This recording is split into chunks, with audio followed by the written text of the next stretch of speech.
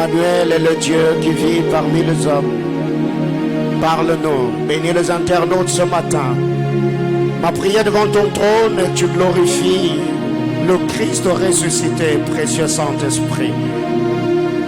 Car je le sais, ce matin, on aura un culte bénissant. Je prie, Père éternel, que tu bénisses Manaïm Kasumbalesa.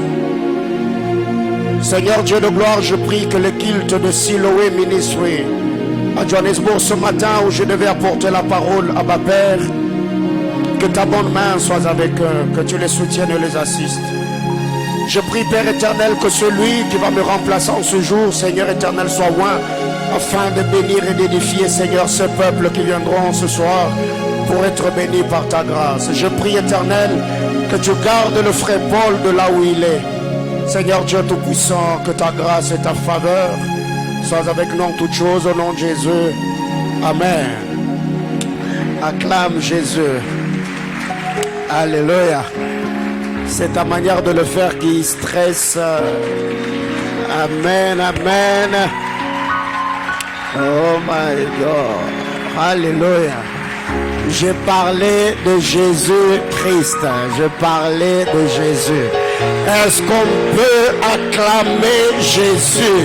Je disais, est-ce que nous pouvons acclamer le Seigneur? Est-ce qu'on peut célébrer la fidélité de Dieu? Alléluia. Merci, merci, merci. Je nous prie de reprendre nos places. La presse a rangé le baffle retour de l'aile gauche. Ça donne pas. Je vous salue au nom de Jésus. Pouvez-vous m'aider à saluer votre voisin? Alléluia. Dis à ton voisin, on a beaucoup manqué au pasteur. Bien aimé, vous savez, il y a ces moments où il faut par moment qu'on se déplace de vous pour qu'on sente que vous m'êtes tellement précieux que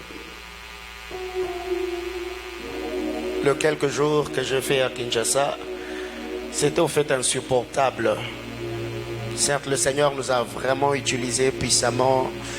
Nous avons apporté la parole de Dieu à l'église Cité Salem que dirige l'apôtre Sylvain Moulamba. Je vous dis, les choses que Dieu a fait à Kinshasa, c'était autre chose. C'était vraiment autre chose.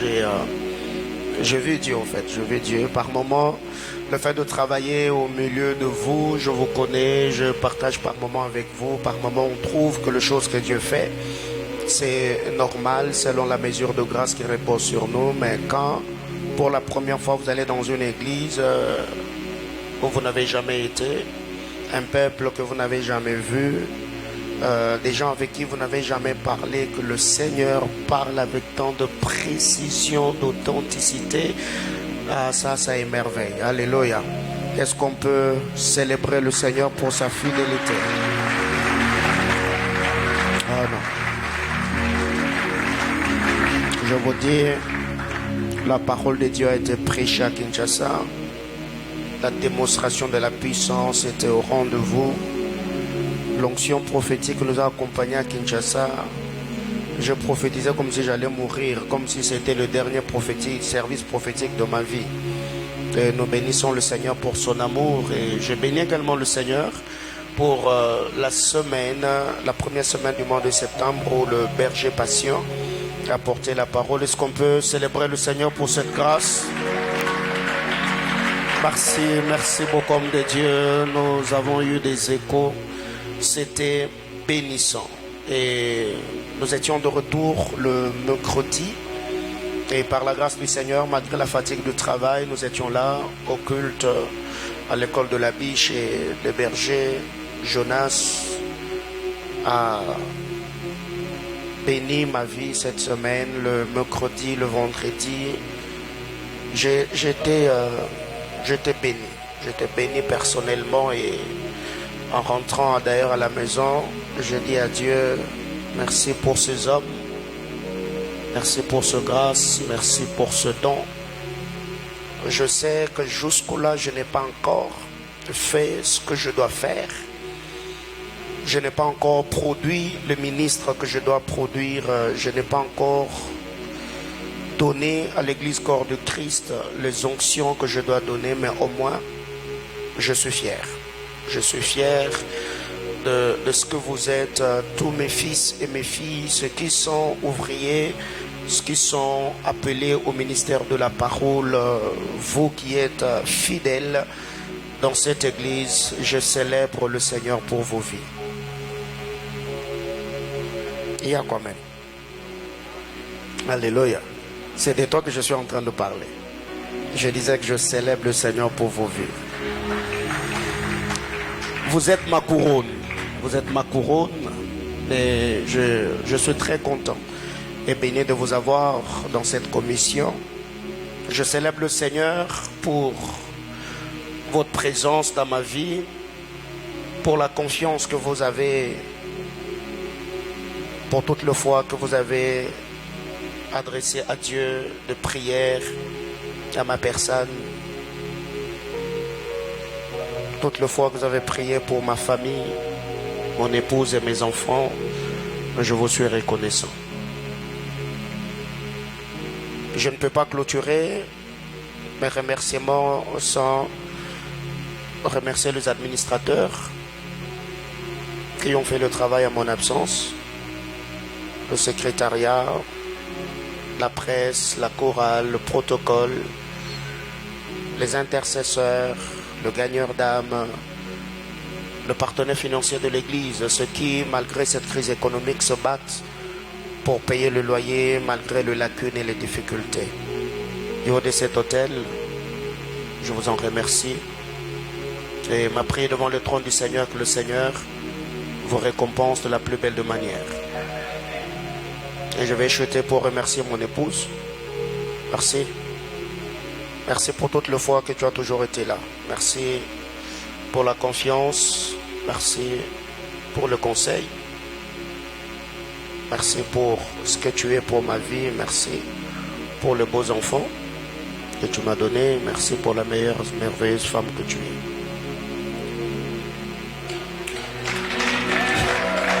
Alléluia. Amen, amen.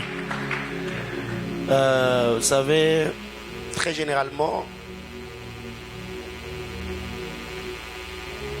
je l'ai toujours dit, du haut de cet hôtel, quand je bénis le mariage, et même le bien-aimé qui me pose beaucoup de questions sur mon ministère, mon appel, mon onction, je leur ai toujours dit, si peut-être tu ne l'as jamais su ou appris, après mon salut, le plus beau cadeau que le Seigneur m'a donné, ce n'est pas mon onction, ce n'est pas tout ce que vous voyez dans mon ministère, c'est cette femme qui est devant moi.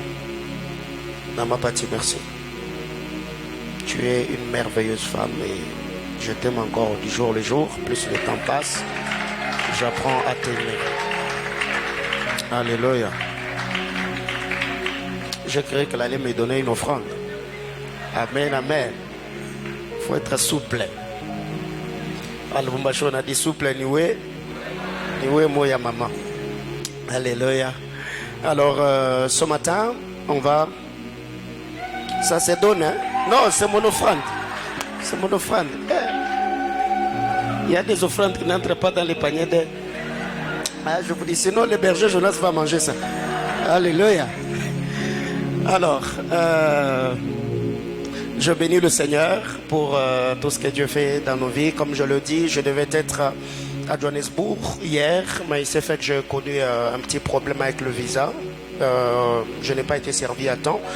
Et le frère Paul n'avait pas également été servi, ce qui fait que le jeudi, j'étais avec lui à Kinshasa. Il était de retour le lundi, je crois le mercredi, le jeudi, il avait pris les bus. Il est passé par Ndola, Lusaka. Hier, j'étais au téléphone avec lui, à 2 heures tardives d'ailleurs. Il était déjà à Harare, Zimbabwe. Je crois que ce matin, le Seigneur, faisant grâce, il sera déjà à Johannesburg. En attendant, peut-être que je sois servi pour le rejoindre. Priez pour nous et je crois que le Seigneur ne manquera pas à nous faire grâce. Nous invitons tous les internautes. Vous êtes connectés de partout, vous êtes en train de nous suivre. Que le Seigneur, Dieu de grâce, vous bénisse abondamment de partout. Vous nous suivez et nous informons en tous les bien-aimés de Kasumbalesa que le centre missionnaire Manaïm a déjà une extension à Kasumbalesa qui est dirigée par le pasteur Jonathan Mouzadi.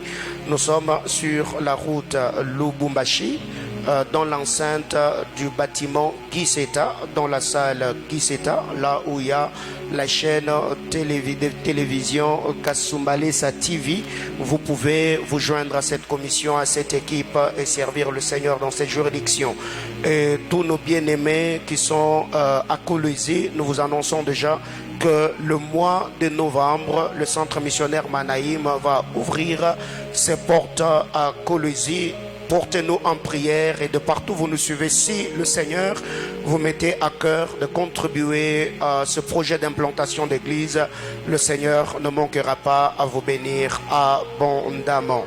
Alors, la personne qui va nous apporter la parole ce matin, il n'est pas présenté au sein de l'église. C'est un prédicateur merveilleux. Le mercredi, le vendredi plutôt, quand j'ai vu Jonas prêcher, je me suis dit sûrement, frère Royam Nenete. Alléluia.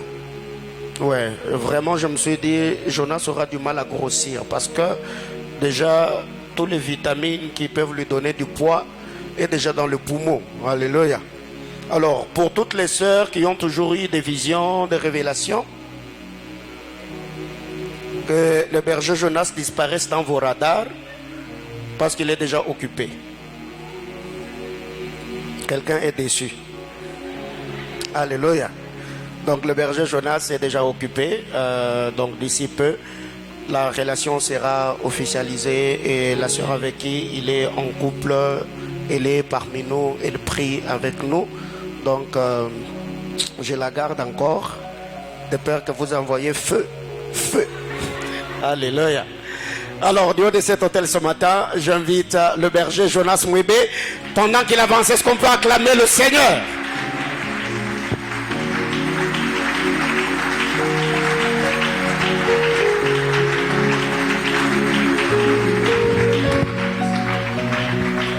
Est-ce qu'on peut encore acclamer le Seigneur? Merci de bien acclamer Dieu.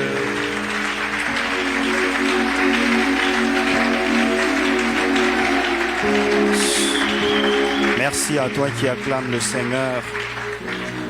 Que Dieu te bénisse abondamment. Alors ce matin, avant de commencer, j'aimerais prier. Et je crois que le Seigneur nous fera du bien. Éternel Dieu de paix, merci Éternel pour ta présence ce matin. Merci Dieu de gloire, ô Dieu, pour tes anges en ce lieu. Merci Éternel, ô Dieu de gloire, pour ton esprit éternel en ce lieu. Père, une chose que je te demande ce matin, c'est que toi le Dieu qui a marché avec mon Père, toi le Dieu qui marche avec mon Père, Paulin Bombo éternel, je prie que ce matin que tu marches avec moi, éternel, ô Dieu. Toi le Dieu de son appel éternel, ô Dieu de gloire. Toi le Dieu de ses privations éternelles, ô Dieu de gloire. Toi le Dieu à qui il a légué sa jeunesse, ô Dieu de gloire. Toi le Dieu qu'il a toujours utilisé dans la puissance éternelle, ô Dieu de gloire. Par ses mains éternelles, nous avons vu des miracles être guéris.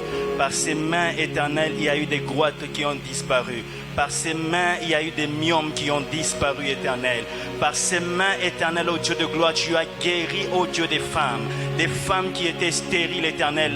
La fécondité éternelle est revenue. Je prie que toi, le Dieu de mon Père éternel, ce matin que tu marches avec moi, éternel. Ce matin que ta bonne main m'accompagne, ô Dieu de gloire. Je prie que le Saint-Esprit se meuve en ce lieu, ô Dieu. Et que quelqu'un qui était venu, ô Dieu, ce matin, puisse être changé, éternel, ô Dieu de gloire. En ce mois de septembre, ô Dieu, en ce dimanche, éternel, ô Dieu de gloire, je prie que tu fasses devenir quelqu'un, éternel, par ta grâce, de la même manière que tu as fait devenir Isaac. Je prie que dans le nom de Jésus, que quiconque a foulé la plante de ses pieds en ce lieu éternel, je prie que tu le fasses devenir éternel. Et je te promets, éternel, alors que tu seras en train de faire ces choses, toute la gloire te sera rendue, éternel, dans le nom puissant et miraculeux de Jésus. Amen. Est-ce qu'on peut acclamer le Seigneur? Gloire au Seigneur.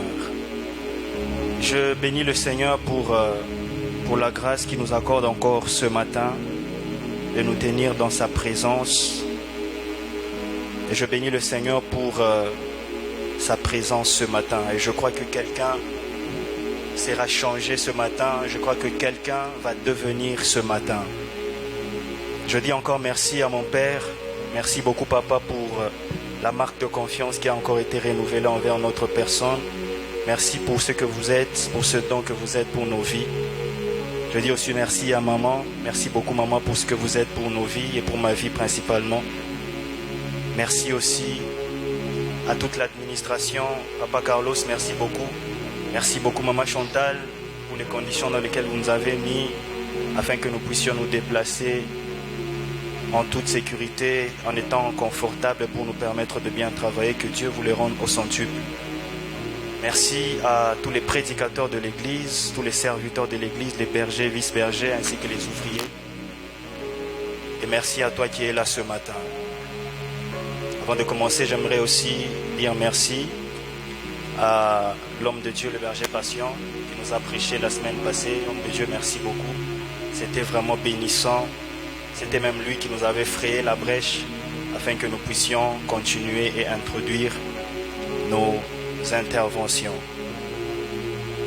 Alors, ce matin, avant de commencer, j'aimerais récapituler un tout petit peu. Pour ceux qui n'étaient pas là en semaine, j'aimerais récapituler rapidement avant que je ne puisse passer à mon message. Le mercredi, lors de notre introduction, nous avons introduit notre message et nous avons tourné tout autour de la loi de la sémaille et de la moisson. Et en premier lieu, nous avons dit que la loi de la sémaille et de la moisson fonctionne dans tous les domaines de notre vie. Deuxièmement, nous avons dit que tout agriculteur sait qu'il récolte ce qu'il a sémé. Tout agriculteur sait qu'il récolte ce qu'il a sémé. Pour dire que la moisson est de la même nature que la sémence. Et en troisième position, nous avons dit qu'un temps sépare les sémailles et les moissons. En quatrième position, nous avons dit on peut se tromper par rapport à cette loi, se faire des illusions sur ce principe et croire qu'on peut récolter ce que l'on n'a pas sémé ou ne pas récolter ce que l'on a sémé. Et en cinquième position, nous avons dit que la sémence est toujours plus petite que la récolte. Sixièmement, nous avons dit que notre Dieu pourvoira toujours à nos besoins. Et en septième position, nous avons dit que quel que soit le domaine ou le lieu géographique, même si c'est Dieu lui-même qui te l'a indiqué, tu devras, si tu ne travailles pas ou que tu ne sèmes pas, tu ne deviendras pas puissant. Et enfin, nous avons dit que si ce que tu as ne produit pas, tu dois comprendre que c'est une sémence que tu dois porter sous terre afin que ça puisse produire. Et le vendredi, dans notre intervention, en introduction, nous avons essayé de définir un peu la terre sous divers angles, sous la terre comme un astre. Nous avons parlé de la terre dans la Bible, la terre comme un sol. Nous avons parlé de la terre comme étant les habitants et aussi la terre comme surface. Et nous avons donné quelques obstacles qui empêchent la sémence à entrer dans la bonne terre. Nous avons parlé de David, son obstacle qui était Goliath. Après, nous avons parlé aussi des Elkana. Nous avons parlé des Elkana qui étaient aussi des obstacles. Nous avons parlé du Jourdain qui constitue aussi un obstacle.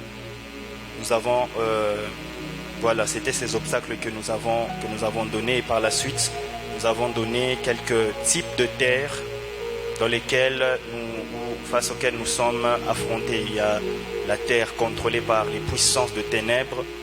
Il y a la terre de captivité. En troisième position, nous avons parlé de la terre qui dévore ses habitants. Quatrième position, nous avons parlé de la terre stérile. Et cinquièmement, nous avons parlé de la terre capricieuse. Et sixièmement, nous avons parlé des ossements desséchés. Telles étaient nos deux interventions du mercredi et du vendredi. Et ce matin, je suis fortement convaincu dans mon esprit que le Seigneur va nous faire grâce encore ce matin. Je crois que Dieu va visiter une vie encore ce matin. Alors avant de commencer, j'aimerais que l'on puisse lire Genèse chapitre 26. Nous allons lire du 12e au 13e verset.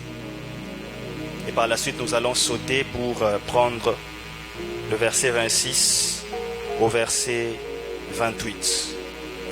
Genèse chapitre 26, du 12e au 13e verset. Et par la suite, nous allons sauter pour prendre le verset 26 au verset 28. La Bible déclare: Isaac s'aima dans ce pays. Il recueillit cette année le centuple, car l'Éternel le bénit. Cet homme devint riche. Il alla s'enrichissant de plus en plus jusqu'à devenir fort riche. Nous allons sauter et prendre le verset 26. Le verset 26, la Bible déclare: Abimelech vint de Guérar auprès de lui avec Ahusa son ami et Picol chef de son armée. Isaac leur dit: Pourquoi venez-vous vers moi puisque vous me haïssez et que vous m'avez renvoyé de chez vous? Le verset 28, ils répondirent: Nous voyons que l'Éternel est avec toi. C'est pourquoi nous disons qu'il y ait un serment entre nous et toi, et que nous fassions alliance avec toi. Est-ce qu'on peut reprendre nos places? Alors, ce matin, j'aimerais partager quelque chose avec quelqu'un, et je crois que Dieu nous fera grâce. Lorsque nous lisons cette histoire, nous nous rendons compte que déjà lorsque nous commençons au début de ce verset, la Bible nous montre qu'il y eut une famine dans le pays où Isaac était.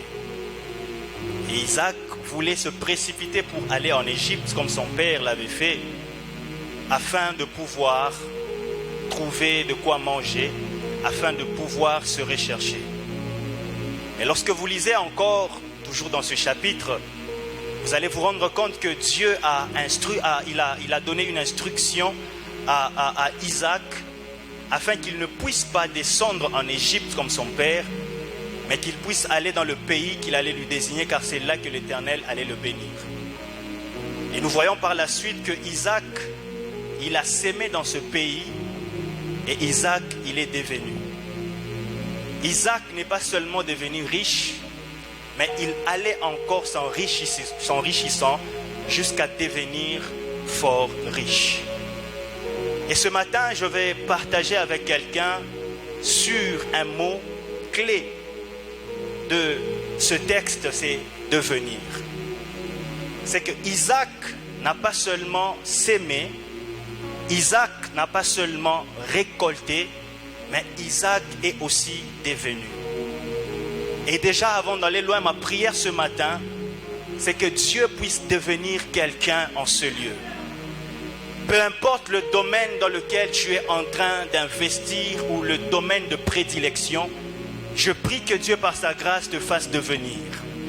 Peut-être que tu es entré faiblement là où tu es, mais je prie qu'en ce mois de septembre, Dieu te fasse devenir. Je prie qu'en ce lieu, en ce mois de septembre, que Dieu puisse susciter des hommes influents dans la politique. Je prie qu'en ce mois de septembre, que Dieu suscite des hommes influents dans le domaine de l'économie. Je prie qu'en ce mois de septembre, que Dieu suscite des hommes puissants dans le ministère. Que Dieu suscite des hommes puissants, des hommes qui vont bouleverser le monde, des hommes qui seront remplis de la puissance de Dieu et des hommes qui seront bénis de Dieu. Alléluia. Déjà, le mot devenir ici, par définition, devenir c'est... On définit devenir comme une situation à venir. Devenir, c'est une situation à venir. Évolution future de quelque chose ou de quelqu'un. De plusieurs personnes jugées comme incertaines. J'étais en train de dire que devenir, c'est une situation à venir. C'est une évolution future de quelque chose ou de quelqu'un. De plusieurs personnes jugées comme incertaines. Il y a des personnes en ce lieu lorsque l'on regarde ces personnes, on ne peut même pas miser sur ces personnes. Pourquoi? Parce que ces personnes, leur avenir est incertain. Il y a des personnes en ce lieu qui ont la promesse de Dieu sur eux. Mais bizarrement, c'est que nous les hommes, nous regardons d'abord avec nos yeux physiques. Ainsi, ce sont des hommes qui sont physiquement, ils sont la contradiction de la parole de Dieu. Mais cependant, c'est par ces personnes que Dieu passe afin de pouvoir les faire devenir. C'est qu'en ce lieu, il y a des gens que l'on néglige dans la société. Mais c'est ce type de personnes-là que Dieu va faire devenir ce matin. Et la deuxième des choses par rapport à devenir, c'est le mouvement par lequel une chose, un être, réforme ou se transforme. J'étais en train de dire c'est un mouvement par lequel une chose, un être se forme ou se transforme. Et ce matin, je prie que par la grâce de Dieu qu'il y ait un mouvement dans la salle qui va permettre à former quelque chose en nous. Au-delà de former quelque chose en nous, je prie dans la salle qu'il y ait un mouvement par la puissance du Saint-Esprit qui va transformer quelque chose qui était en nous. Lorsque nous lisons la parole de Dieu, la Bible déclare qu'il y eut un bruit dans la chambre haute. En un instant, il y eut des paroles sous forme de langues de feu qui se sont posées sur les disciples et ils se sont mis à parler en langue. Je prie ce matin que comme dans la chambre haute, que le Saint-Esprit puisse créer un mouvement qui va transformer quelque chose dans ta vie. Il y a quelque chose qui était faible jusque-là dans ta vie. Il y a quelque chose qui titubait un peu encore dans ta vie. Il y a quelque chose qui n'arrivait pas à se tenir ferme dans ta vie. Mais je prie que dans le nom de Jésus, par la puissance du Saint-Esprit, que Dieu te communique une puissance qui va permettre à ce que ce qui était en toi puisse se transformer. Bien-aimés dans le Seigneur, ce que j'aime avec la transformation, c'est que vous allez vous rendre compte que lorsque l'on parle de la transformation, on part d'un produit qui n'est pas fini. On part d'une matière première que l'on transforme en une autre matière. Alors je prie ce soir que Dieu transforme la chose qui sommeillait encore en toi et que Dieu fasse de toi un homme important. J'étais en train de bénir quelqu'un et dire que Dieu transforme quelque chose dans sa vie et qu'il fasse de toi un homme important. Que Dieu transforme tes faiblesses que tu as en un homme puissant. Que Dieu transforme la pauvreté dans laquelle tu es en une richesse que tu n'as jamais expérimentée. Que Dieu te transforme dans tes moments de faiblesse en des moments de puissance. J'entends quelqu'un me dire Amen. Et la troisième des choses par rapport à devenir, c'est que devenir, c'est commencer à être ce que l'on n'était pas. Devenir, c'est commencer à être ce que l'on n'était pas. Devenir, c'est passer d'une situation, d'un état à un autre.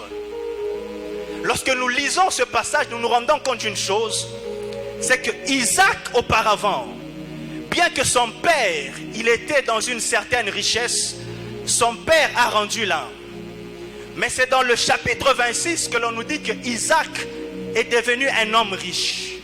C'est que devenir fait passer quelqu'un d'un état X à un état Y. Je prie ce matin que Dieu te prenne d'un état X à un autre état Y.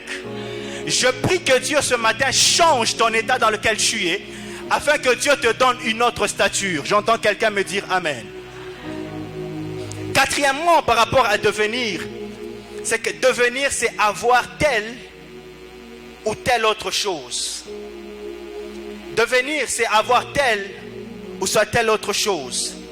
Devenir, c'est tel ou tel résultat. Devenir, c'est avoir telle issue. Ou de quitter de cette issue où tu étais et d'entrer dans l'autre issue que Dieu va créer pour toi. Et ce que j'aime avec devenir, c'est que Dieu, lorsqu'il fait devenir quelqu'un, il aime entrer dans la politique de l'infiltration. Et ici, lorsque l'on essaie un peu de rentrer dans le domaine de la biologie, nous allons nous rendre compte d'une chose, c'est que en nous, nous avons ce que l'on appelle le génotype et le phénotype. Et le génotype en soi, c'est quelque chose que l'on ne peut pas changer naturellement comme ça. Mais le phénotype, c'est quelque chose qui peut évoluer. Plus nous grandissons, nous voyons que quelqu'un qui n'avait pas de barbe a la barbe. Quelqu'un qui n'avait pas une grande masse, il a la masse. Mais tel n'est pas le cas avec le génotype. Mais le Dieu que nous prions, c'est que j'aime avec lui. Vous allez vous rendre compte avec moi, c'est que lorsqu'il entre dans la vie d'Abraham, Dieu, il fait quelque chose, c'est qu'il change le nom d'Abraham. Quelque chose qui peut être considéré comme physique. Mais au fait, le changement d'Abraham n'était pas seulement quelque chose de physique, mais c'était quelque chose aussi de spirituel et quelque chose qui s'est passé à l'intérieur. Parce que Dieu n'a pas changé seulement le nom d'Abraham, mais il a aussi changé le gène d'Abraham. Et lorsque vous essayez un peu de voir avec les hommes des sciences, récemment il y a des scientifiques qui ont prouvé que lorsque l'on fait des études par rapport à la succession de nos chromosomes ou de nos gènes, on se rend compte qu'au fait même dans nos gènes, selon leurs études, il y a même, selon les nombres ou les chiffres qu'ils accordent, après des calculs, ils sont parvenus à dire que le AH de Yahweh est présent aussi dans nos veines.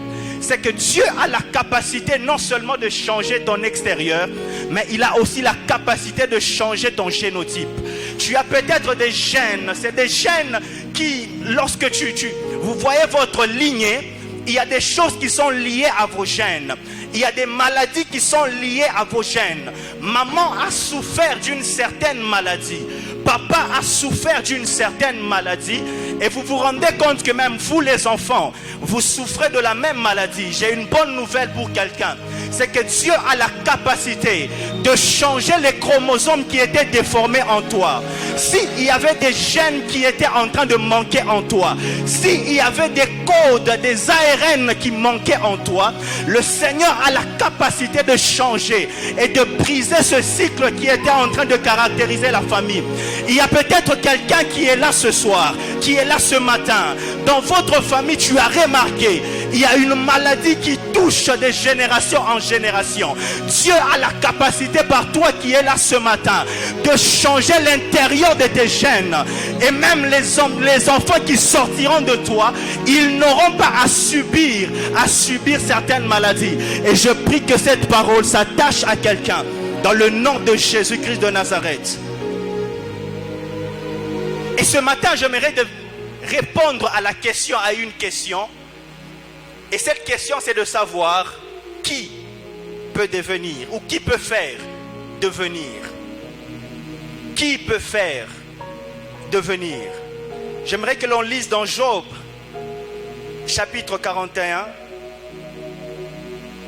Job, chapitre 41, le verset 4.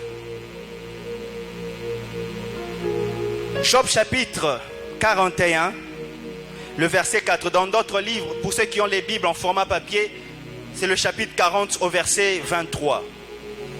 La Bible déclare: fera-t-il une alliance avec toi pour devenir à toujours ton esclave? C'est que la première des choses qui peut nous faire devenir, pour ce matin, je parlerai de l'alliance. Et ici, par définition, l'alliance, c'est l'union entre personnes qui est le résultat d'une entente ou d'un pacte. L'alliance, c'est l'union entre personnes qui est le résultat d'une entente ou d'un pacte. Lorsque nous lisons l'histoire de Ruth et de Naomi, nous voyons que c'est par l'attachement de Ruth à Naomi qui a fait en sorte que Ruth puisse devenir. Elle a dit que ton Dieu sera mon Dieu, ton peuple sera mon peuple. Où tu iras, j'irai. Nous remarquons qu'il y a une alliance qui a été contractée entre les deux. Ruth a compris que sur Naomi, il y avait quelque chose que les autres n'avaient pas. Et elle a conclu cette alliance, elle s'est attachée. Elle a été greffée à cette alliance.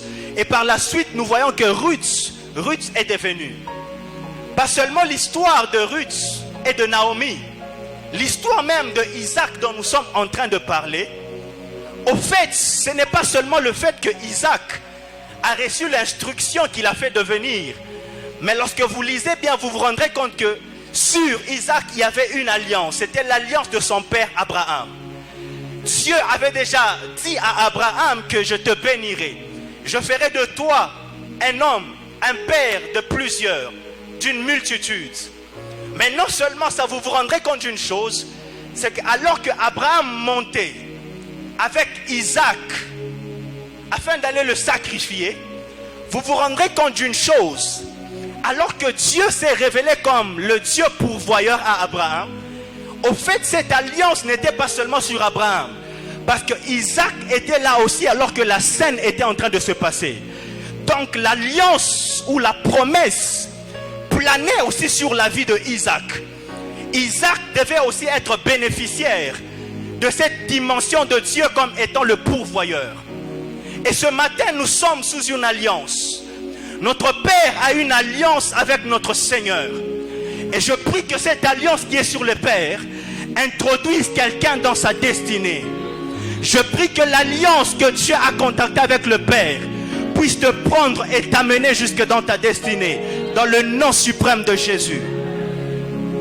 La deuxième des choses par rapport à ce qui peut nous faire devenir, je parlerai ce matin des pères.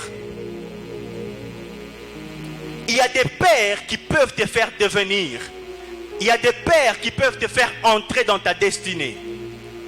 Et en parlant des pères, je parlerai d'abord des pères dans la chair ou des pères physiques, si je peux dire ainsi.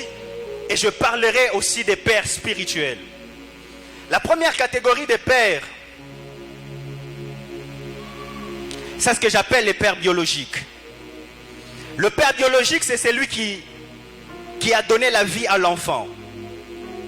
C'est le père légal qui l'a reconnu. J'étais en train de dire que le père biologique, c'est le père qui a donné la vie à l'enfant. C'est le père légal qui l'a reconnu. Mais aussi nous avons un père social. Le père social, c'est le père dont la femme a dit que c'est lui qui est le père. Je disais que le père social, c'est le père dont la femme a dit que c'est lui qui est le père. Autre père, c'est le père éducateur. Et aussi, c'est le père que l'on appelle affectueusement papa. Papa, c'est celui qui va nous câliner, c'est celui avec qui nous allons jouer, c'est celui qui va nous aimer. Cette catégorie de pères, ce sont des personnes qui ont une certaine autorité sur nos vies, qui peuvent parler sur nos vies afin de nous introduire dans une certaine destinée. Mais il n'y a pas que les pères biologiques, il y a aussi des pères spirituels. Alors ici, retenons que dans la compréhension du mystère des connexions de destinée, il est important pour nous de garder en mémoire que sur nos vies, le Seigneur a mis en place un réseau humain de personnes qui deviennent ou qui viennent nous influencer de la part du Seigneur et participent afin de participer à nous accompagner dans l'accomplissement de notre destinée. J'étais en train de dire que dans notre marche avec Dieu, il y a des hommes que Dieu mettra sur nos chemins afin que par eux Dieu puisse passer pour que nous puissions être introduits dans notre destinée. Alors la question ici qu'on peut se poser, c'est comment savoir qui sont ces personnes? Comment savoir qui sont ces personnes? La chose à retenir, c'est que ce sont des personnes qui entreront dans nos vies par le concours des circonstances. En entrant en contact avec elles, c'est à nous de pouvoir le savoir, les identifier avec l'aide du Saint-Esprit. Et la première catégorie des pères ici, sur le plan spirituel, il y a ton pasteur. En deuxième lieu, il y a ton père spirituel. En troisième lieu, il y a ton père dans le ministère. En quatrième lieu, il y a ton mentor. En cinquième lieu, il y a le coach. Rapidement, je vais donner quelques définitions par rapport à ça et je vais passer à autre chose. Premièrement, ton pasteur, c'est ton leader en charge de l'assemblée dans laquelle tu persévères. Ton pasteur, c'est ton leader en charge de l'assemblée dans laquelle tu persévères. Selon 1 Thessaloniciens chapitre 5, le verset 12. Et deuxièmement, ton père, je parlerai du père dans la foi. Ton père dans la foi, c'est celui qui t'a conduit au Seigneur, qui t'a engendré dans la foi en Jésus-Christ.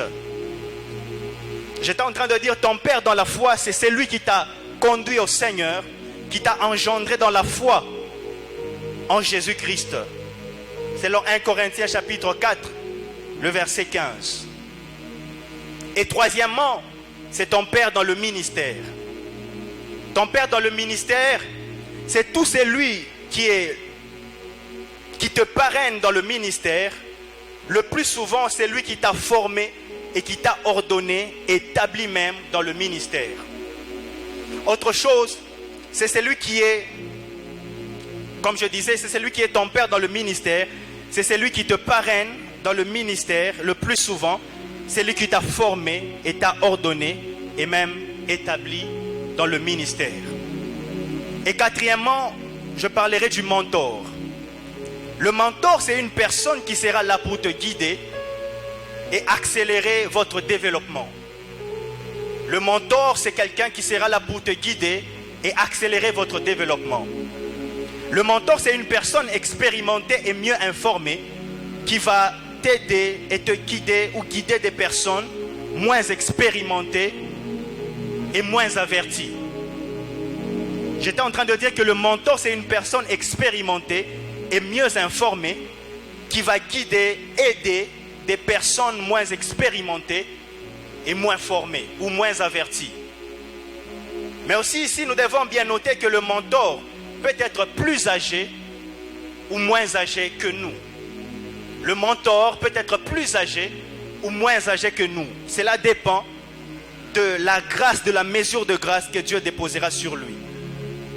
Et finalement, 5, le coach.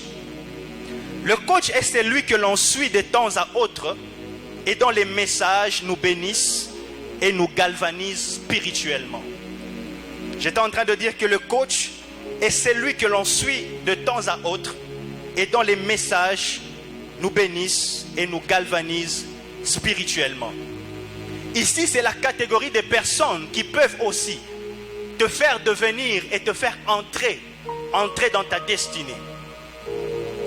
Et troisièmement, ce matin, parmi les choses qui peuvent nous faire devenir, il y a une prédication qui peut aussi nous faire devenir.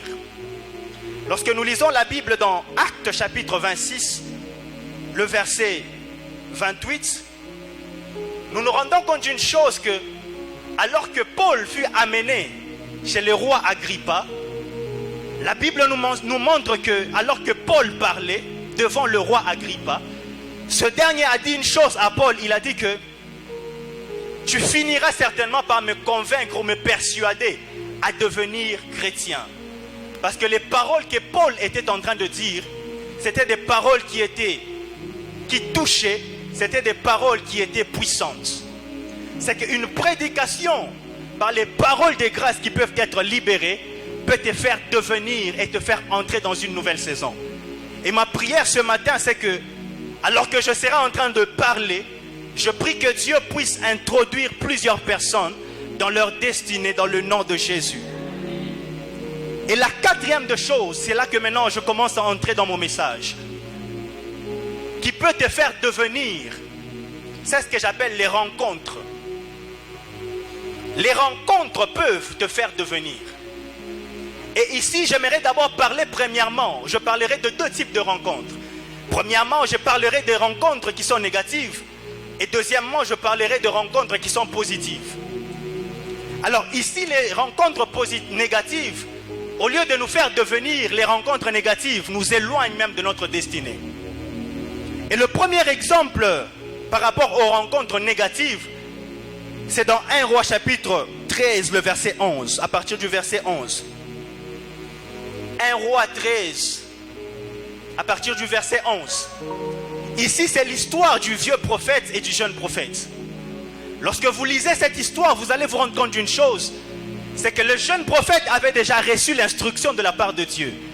Dieu l'avait déjà parlé qu'il ne devait pas boire et manger lorsqu'il arrivera là où il devait aller. Mais lorsqu'il se rencontre avec le vieux prophète, ce dernier lui dit: non, mais je suis aussi un prophète comme toi. Un ange m'a parlé et m'a dit ce que tu devais faire. Il m'a dit que tu devais manger et boire. Et ce jeune prophète, malgré qu'il avait l'instruction de la part de Dieu, il s'est laissé influencer par ce que le vieux prophète disait. Et par la suite, nous voyons que ce jeune prophète, il a mal fini, car il a été tué par un lion.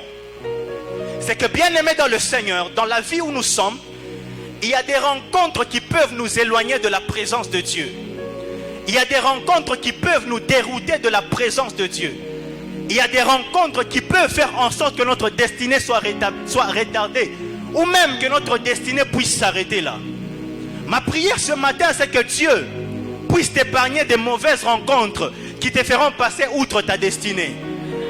Je prie que les mauvaises personnes qui voulaient se dresser devant toi afin de te déconnecter de la pensée de Dieu, je prie que Dieu les éloigne dans le nom de Jésus-Christ. Une autre chose par rapport aux mauvaises rencontres, c'est l'histoire de Samson et de Delilah. Lorsque nous lisons cette histoire, c'est que Samson, il connaissait déjà ses origines. Il savait qu'il ne devait pas aller vers les femmes étrangères. Mais Samson, il est parti vers une femme que l'on appelait Delilah.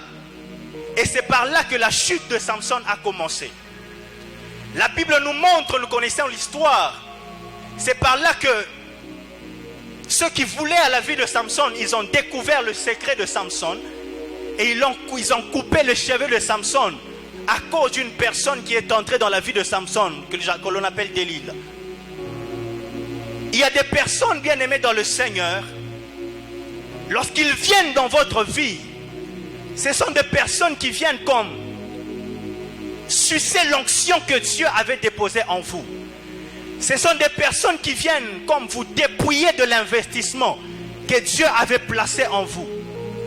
Et ces personnes, souvent, nous les rencontrons dans notre chemin parce que, voyez-vous, lorsque Dieu a un plan avec un homme, le diable ne laissera pas cette personne tranquille. Il mettra toujours des embûches afin de dérouter cette personne.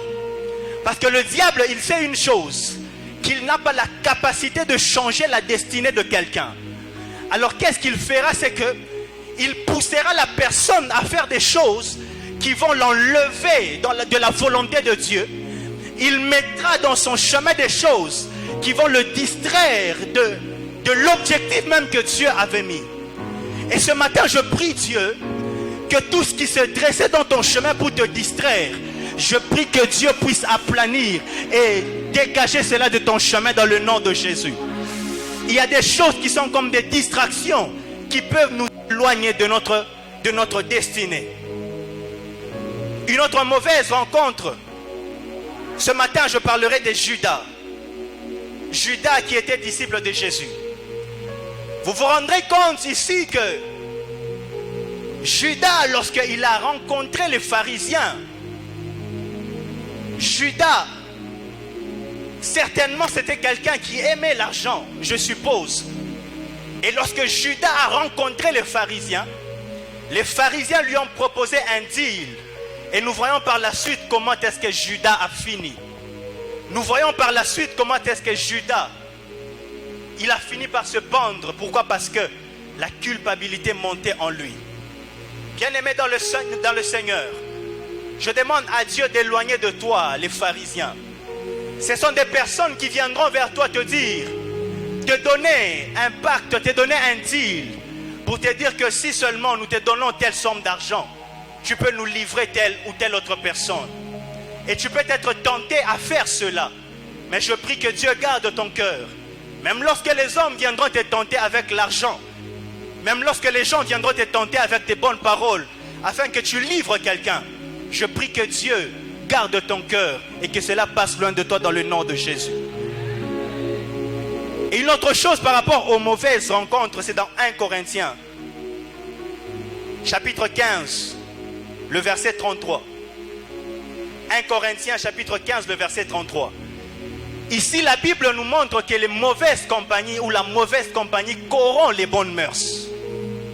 C'est que, bien aimé dans le Seigneur, tu devras te rassurer que dans ton entourage, les personnes qui sont autour de toi, ce sont des personnes qui doivent réellement t'accompagner dans ta destinée.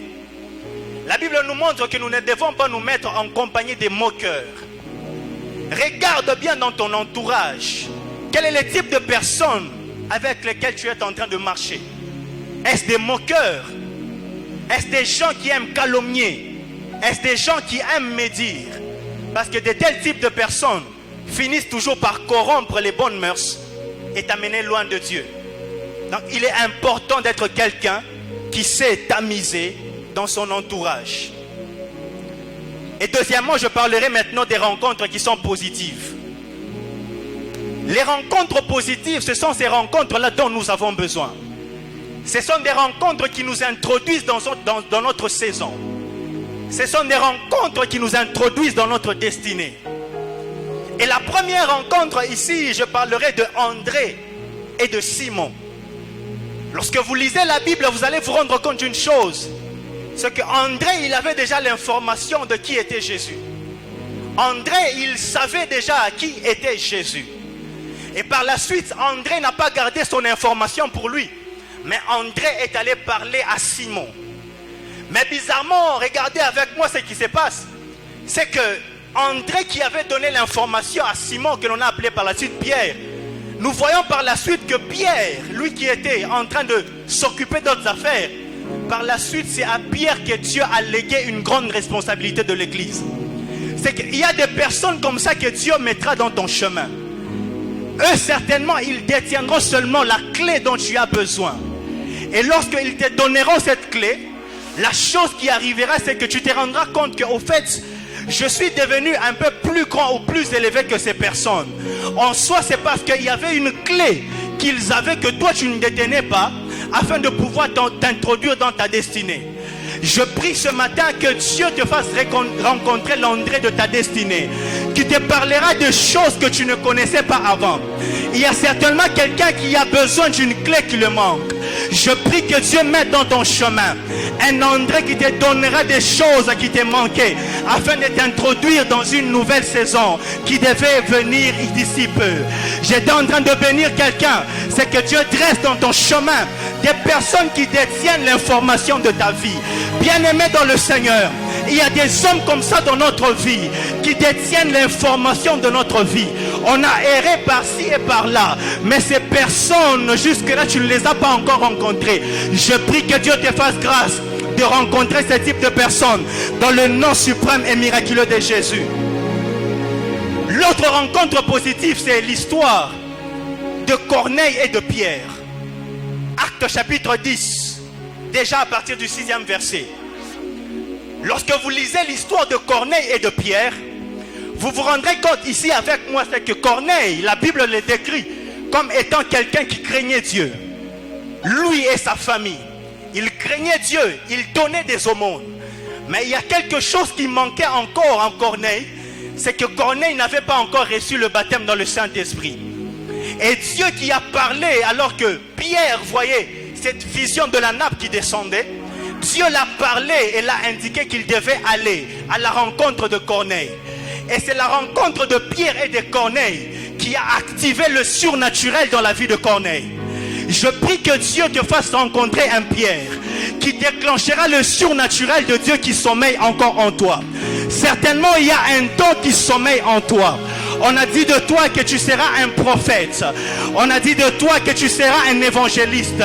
On a dit de toi que tu seras un enseignant de la parole. Mais jusque-là, il y a quelqu'un qui n'a pas encore activé, que tu n'as pas encore rencontré et qui n'a pas encore activé cela. Je prie qu'en ce mois de septembre, que tu rencontres cette personne qui activera le surnaturel dans ta vie. Et je prie que Dieu, alors que tu rencontreras cette personne, que Dieu t'introduise dans une saison du surnaturel, dans le nom suprême et miraculeux de Jésus. L'autre rencontre, c'est la rencontre du fou de Gadara et de Jésus. Lorsque nous lisons la Bible par rapport à cette histoire, nous nous rendons compte d'une chose, c'est que alors que Jésus a rencontré le fou de Gadara, la Bible déclare que alors que Dieu, notre Seigneur Jésus, a délivré, il a guéri cet homme. La Bible nous montre par la suite que cet homme a gagné la décapole. Or la décapole, ce n'est rien d'autre que cette entité qui contient 10 villes. C'est que par un seul homme qui était jadis fou, Dieu a pu atteindre 10 autres villes et les gagner. Je prie et je demande à Dieu que Dieu te rencontre dans ton chemin afin qu'il te délivre des liens auxquels tu étais pour que tu puisses aller gagner la décapole. Bien-aimé dans le Seigneur, en réalité parmi les grands évangélistes dont on devait parler, le fou de Gadara devait aussi faire part. Parce que Dieu, la Bible nous montre qu'il a gagné la décapole après qu'il ait été délivré. Je prie et je demande à Dieu ce matin que Dieu te délivre des liens qui te retenaient. Et Dieu ne va pas seulement te délivrer, mais alors que Dieu va te délivrer, que tu sois l'annonciateur de la bonne nouvelle. Oh mon Dieu, j'étais en train de bénir la vie de quelqu'un. Certainement tu es là, tu te sens retenu, mais que Dieu te délivre et que tu sois l'annonciateur de bonnes nouvelles. C'est comme cet âne qui était un anneau qui était attaché. Il fallait que l'on puisse délivrer, détacher cet anneau afin que l'anneau soit le porteur de notre Seigneur. De la même manière que Jésus-Christ a dit, lorsque l'on vous demandera pourquoi vous les délivrez, dites-leur que le Seigneur en a besoin. C'est la chose qui arrivera. Lorsque Dieu te délivrera, les hommes te poseront la question, mais toi qui étais un pécheur, mais toi qui étais un galérien, comment se fait-il que tu es délivré? La réponse est simple, dis-leur que l'Éternel a besoin, il a besoin de moi. Il y a des gens qui doivent être guéris par moi. Il y a des gens qui doivent être introduits dans leur saison par moi. Il y a des gens qui doivent être bénis par moi. Ma prière du haut de cet autel, c'est que Dieu te délivre, que tu sois celui qui prendra ta famille et l'introduira dans une saison d'exaltation. Je prie et je demande à Dieu, il y a quelqu'un ce matin, tu viens d'une famille compliquée, une famille où les choses ne marchent pas, une famille où la pauvreté bat le plein. De la même manière que Jésus a délivré ce fou et il a annoncé l'évangile, je prie et je demande à Dieu que Dieu te délivre et que tu sois le précurseur de beaucoup de choses.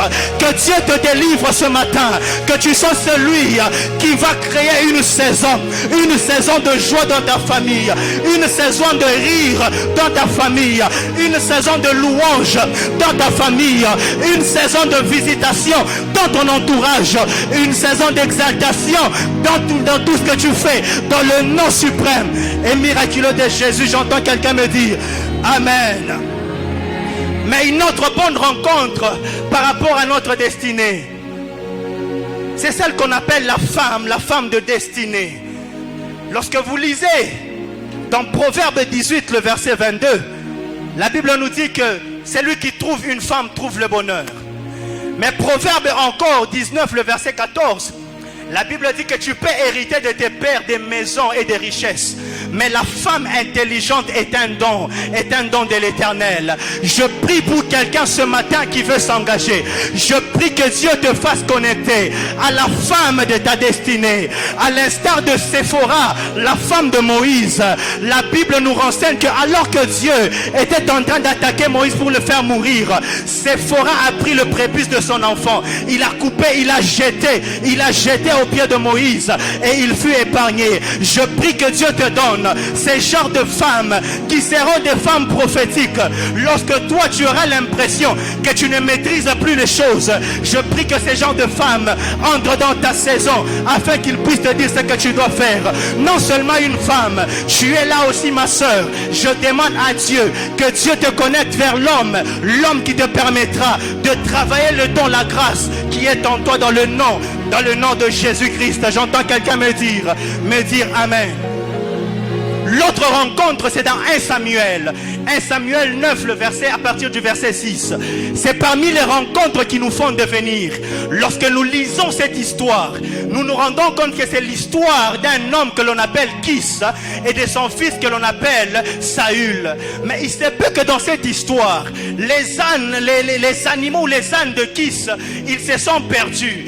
Et Kis a dit à son enfant, il a dit à Saül que va, prends un serviteur, allez à la recherche des les ânes.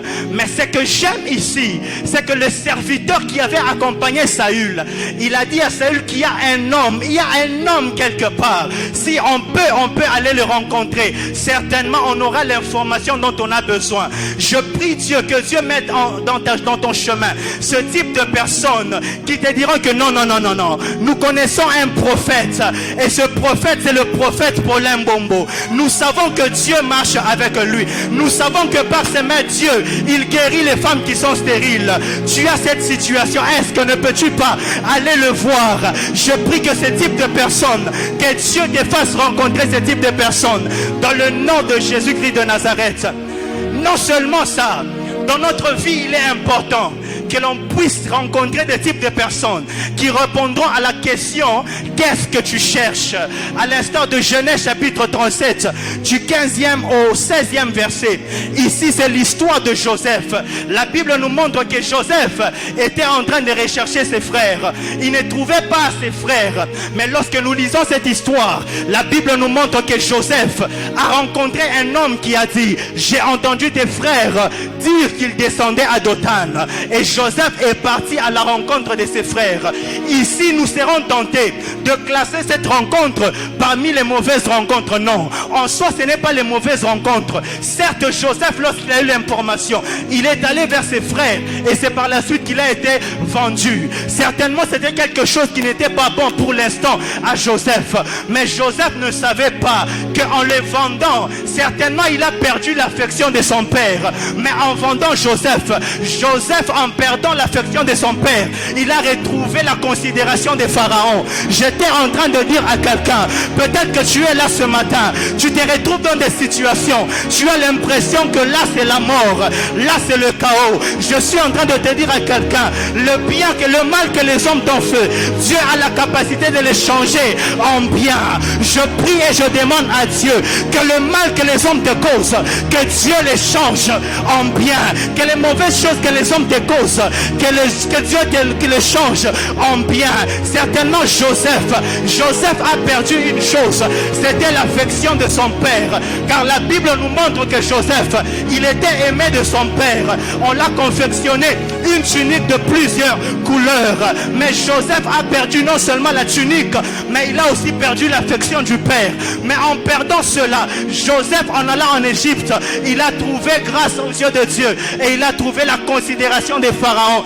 Que Dieu te fasse trouver grâce et que tu trouves la considération des pharaons. Pharaon, ça peut être ce chef d'entreprise qui semble te compliquer. Ce matin, je prie et je demande à Dieu que Dieu fléchisse son cœur et qu'il ne te complique plus jamais. La Bible déclare que lorsque Dieu approuve un homme, il dispose en sa faveur même de ses ennemis. Je prie et je demande à Dieu que Dieu dispose favorablement même de tes ennemis. Les hommes qui te combattent au boulot, les hommes qui créent des faux dossiers pour toi, je prie que ce soit ces mêmes personnes qui vont dire des bonnes choses pour toi auprès de tes supérieurs. Je prie que leur témoignage te fasse quitter du poste où tu es vers un poste plus élevé. Dans le nom de Jésus. J'entends quelqu'un me dire Amen. Et ici, il y a une chose que j'aime. Une autre rencontre positive, c'est lorsque nous lisons Jean 9, le verset 1er. Oh my God. Jean 9, le verset 1er.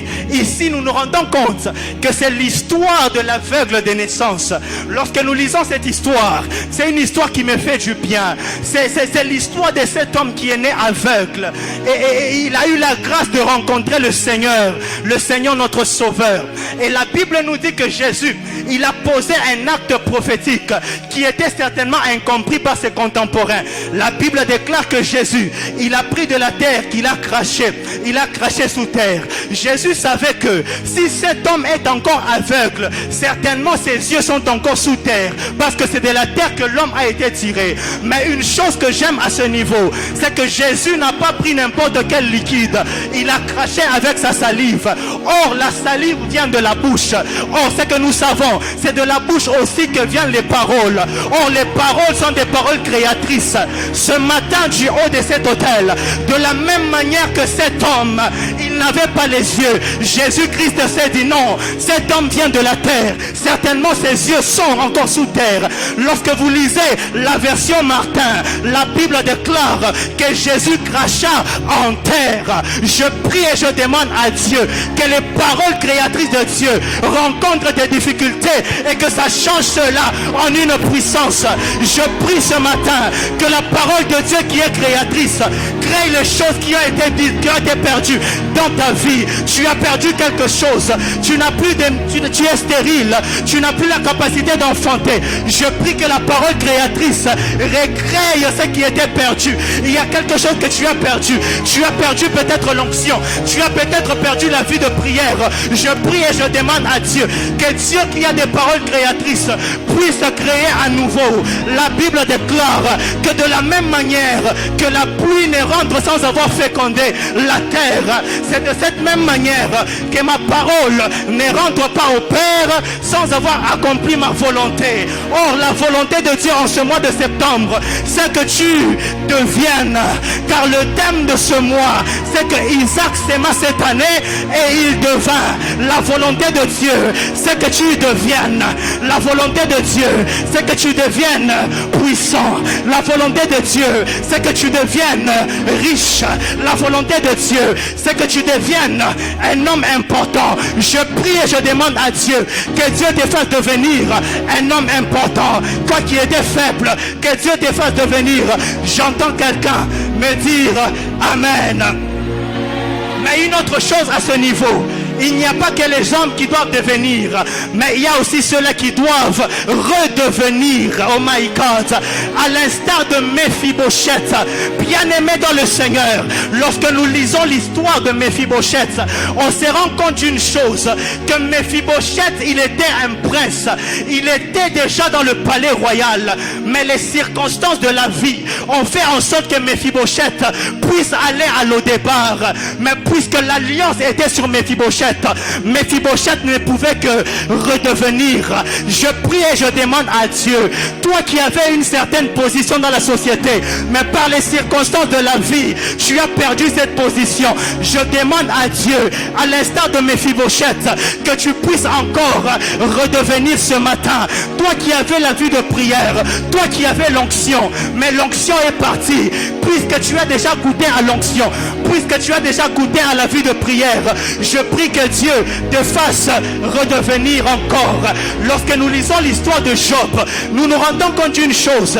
Alors que Dieu a visité encore Job, Job a eu au-delà de ce qu'il avait avant. C'est que lorsque Dieu visite un homme, au fait ça ne redevient pas comme auparavant, mais il y a une dose. Oh my God. Lorsque nous lisons la Bible, nous voyons l'histoire du général Naaman. La Bible nous montre que Naaman avait la lèpre. Certainement la lèpre de Naaman n'était pas quelque chose de inné, c'est quelque chose qu'il avait contracté. Mais la Bible me montre que lorsque Dieu, par le prophète, a guéri Naaman, la Bible me montre que Naaman a eu une peau comme la peau d'un bébé. Oh my God. C'est une chose que Naaman n'avait pas, mais parce qu'il a obéi à l'instruction, il a eu une peau comme une peau de bébé. Je prie et je demande à Dieu que Dieu te fasse redevenir. En te faisant redevenir, tu n'auras pas la position que tu avais avant, mais tu auras un plus dans ta vie. J'entends quelqu'un me dire Amen. Il n'y a pas que Naaman, il y a un homme que l'on appelle Jean-Baptiste. Lorsque nous regardons Jean-Baptiste, nulle part avant de plutôt Zacharie. Lorsque nous regardons Zacharie, le père de Jean-Baptiste, nulle part avant dans la Bible, on nous dit que Zacharie avait prophétisé. Mais puisque Zacharie avait douté de l'ange qui lui parlait, il est devenu muet. Mais ce que j'aime ici, c'est qu'à la venue de Jean-Baptiste, la Bible me montre une chose. Lorsque Zacharie a parlé de nouveau, il s'est mis non seulement à parler, mais à prophétiser. Oh my God. Zacharie qui n'avait jamais prophétisé, mais lorsque la bouche s'est déliée, lorsque la langue s'est déliée, Zacharie s'est mis à prophétiser. Je prie et je demande à Dieu, toi qui n'avais jamais prophétisé dans ta vie, je prie que ce matin, que l'Éternel mette sur ta bouche des paroles de grâce qui vont changer l'atmosphère dans ton environnement, des paroles de grâce qui vont changer l'atmosphère dans ta famille, des paroles de grâce qui vont changer l'atmosphère dans tout ce que tu fais. Là n'est pas le problème. Il y a une autre chose, c'est l'histoire de Manoach. L'histoire de Manoach et de sa femme. Manoach a dit que l'ange qui nous avait visité revienne. Oh my God, je prie et je demande à Dieu que l'ange qui nous avait visité revienne encore ce matin. Je prie que l'ange qui nous avait visité revienne encore ce matin. Que l'onction qui t'avait visité revienne encore ce matin. Que l'onction qui t'avait visité revienne encore ce matin. Bien-aimé dans le Seigneur, une chose que j'aime avec devenir, c'est que lorsque Dieu te fait devenir, il y a aussi des conséquences qui s'ensuivent. Quelles sont ces conséquences? Lorsque nous lisons la parole de Dieu, toujours dans Genèse 26, nous nous rendons compte d'une chose. Alors que Isaac, Dieu a commencé à le bénir, Abimelech l'a chassé. Il a dit que tu devais quitter ce lieu. Mais lorsque vous descendez un peu plus bas, vous vous rendez compte que Abimelech a vu que Isaac ne devenait pas seulement riche, mais il allait s'enrichissant jusqu'à devenir fort riche. Et cela a une conséquence, c'est que Abimelech est venu. Il a dit, nous avons vu que certainement Dieu est avec toi.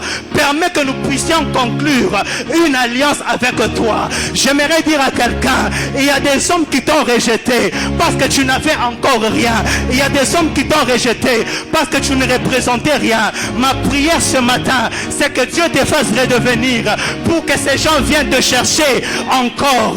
Les gens qui t'ont humilié, les gens qui ont dit des faussetés sur toi, les gens qui ont menti sur toi, les gens qui ont colporté sur toi, que ces personnes remarquent que assurément cet homme, cette femme à Dieu, plaise à nous de venir créer encore alliance avec cet homme. J'entends quelqu'un me dire Amen. Pas seulement cela, lorsque nous lisons dans Juge chapitre 11, c'est l'histoire d'un homme que l'on appelle Jephthé. Jephthé, il est issu d'une mère qui était prostituée. Son père avait plusieurs femmes et ses frères des autres mères, ils ont dit une chose, que toi tu n'hériteras pas dans la maison de notre père parce que tu viens d'une autre femme, et ils l'ont chassé. Jephthé est parti, mais ce que j'aime, c'est que Jephthé, en partant, il a rencontré des hommes de rien, mais c'est en rencontrant ces hommes de rien que Jephthé est devenu quelqu'un d'important. Et lorsque vous allez avec la suite, la Bible mentionne que les hommes qui ont chassé Jephthé, il se peut qu'ils ont été attaqués. Alors qu'ils étaient attaqués, ils ont paniqué, ils se sont dit non, nous devons rentrer vers Jephthé. Mais la bonne nouvelle, c'est que lorsqu'ils sont rentrés vers Jephthé, ils ont dit une chose à Jephthé, c'est que nous voulons que tu sois notre chef. Oh my God, c'est que les hommes qui t'ont rejeté, les hommes qui t'ont méprisé, le temps est en train de venir où ils viendront à toi.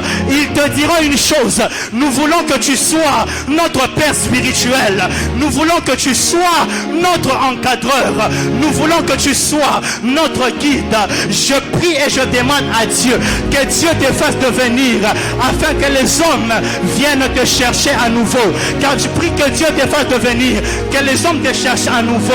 Mais une chose à ce niveau, lorsque l'on parle de devenir, on fait allusion au positionnement. Oh my God, notre Seigneur Jésus, lorsqu'il a été tué à la croix et qu'il est mort, la Bible nous dit qu'il est assis à la droite de Dieu le Père. Oh, en parlant de la droite c'est l'image de la force, la droite c'est l'image de la puissance, la droite c'est l'image de l'autorité. C'est pourquoi lorsque vous lisez la Bible, vous vous rendrez compte d'une chose. Lorsque vous lisez dans les livres de Lévitique, vous allez vous rendre compte d'une chose, c'est qu'à chaque fois que les sacrificateurs devait aller offrir. Moïse avait fait une chose.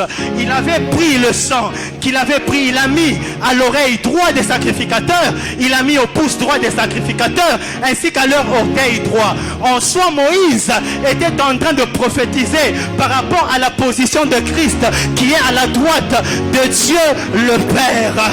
Oh my God. Jacob comprenant cela, il a regardé son fils Ben-Oni, il a dit non, toi tu ne seras pas Ben-Oni, mais tu seras Benjamin, le fils de ma droite, car la droite c'est le positionnement, la droite c'est l'autorité, la droite, oh my God.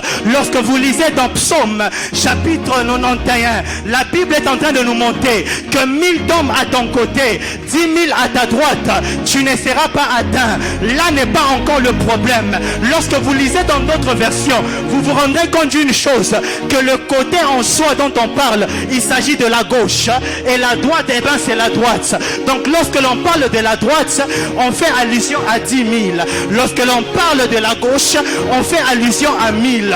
C'est pourquoi David, étant un type de Christ, oh my God, même lorsque ces femmes prophétisaient, ils ne devaient que placer David à la droite. Ils ont dit David a tué ces 10 000 et Saül ces 1000. Oh my God. David a tué ces 10 000 et il a tué ces 1000. C'est que David, étant un type de Christ, ne pouvait être positionné qu'à la droite, car la droite c'est l'image de la force. Mais une chose que j'aime avec la droite, c'est que vous vous rendrez compte d'une chose. Le boiteux qui était à la porte, alors que Pierre et Jean allaient prier, ils ont rencontré un boiteux.